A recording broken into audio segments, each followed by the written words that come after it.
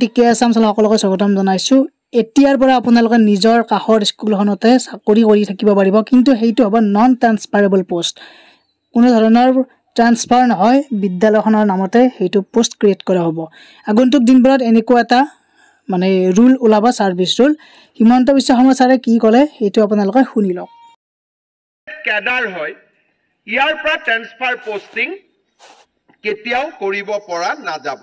অৰ্থাৎ ডিব্ৰুগড় জিলাৰ ষ্টুডেণ্ট এজনে সাউথ সালমাৰা স্কুল এখনত তেতিয়া নিজে আবেদন নকৰে, প্ৰথমতে জিলাখনৰ নামত আবেদন কৰি ট্ৰান্সফাৰ আৰু পোষ্টিঙৰ যিটো ব্যৱস্থা শিক্ষা বিভাগত লাহে লাহে নেক্সট 10 years আমি তাক নোহোৱা কৰিব লাগে।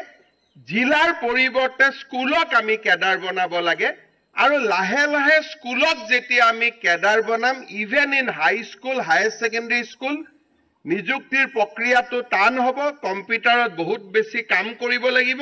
কিন্তু মই ভাবো যে AI দিনত it is not a difficult job, not a tough job. আমি এটা অহা 18 মাহত আপোনালোকে এটা ব্যৱস্থা কৰক যে instead of district school become the cadre.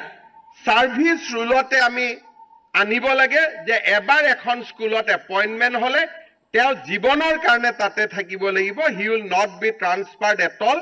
কিন্তু যোৰহাট বুলি নিযুক্তি নহ'ব, নিযুক্তি হ'ব সেই বিদ্যালয়খনৰ বিপৰীতেহে ল'ৰাজনে আবেদন কৰিব। Let 1000 student apply against that school, let 2000 student apply against the school.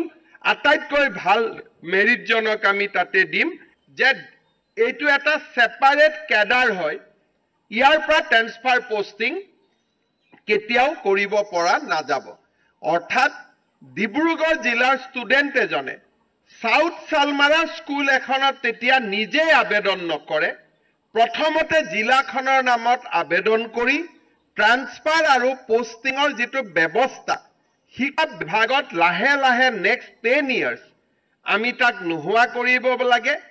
জিলাৰ পৰিৱৰ্তে স্কুলক আমি কেডাৰ বনাব লাগে, আৰু লাহে লাহে স্কুলক যেতিয়া আমি কেডাৰ বনাম, even in high school, higher secondary school, নিযুক্তিৰ প্ৰক্ৰিয়াটো টান হ'ব, কম্পিউটাৰত বহুত বেছি কাম কৰিব লাগিব।